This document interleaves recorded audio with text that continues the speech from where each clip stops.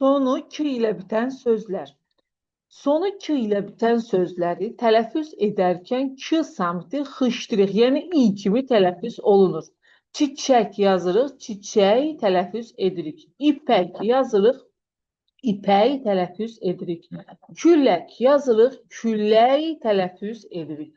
Sonu k ilə bitən sözlərə saitlə başlanan şəkilçi əlavə edildikdə k samiti y samitinə çevrilir, y kimi yazılır, y kimi tələffüz olunur.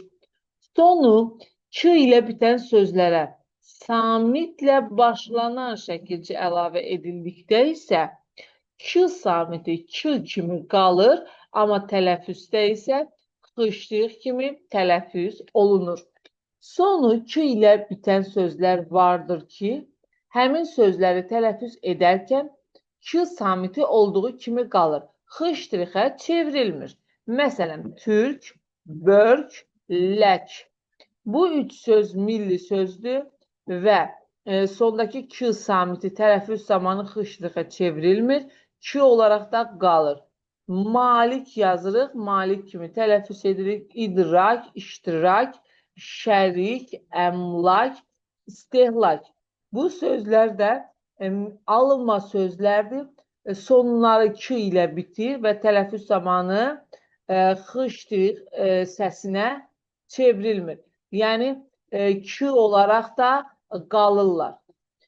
Xışdırıq səsinə çevrilmirlər. K olaraq qalırlar.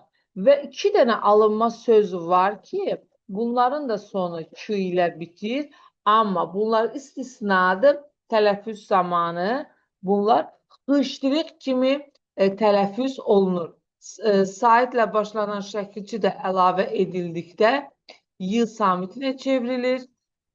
Samitlə başlanan şəkilçi də əlavə edildikdə k kimi yazılıb, xışdırıq kimi tələffüz olunur.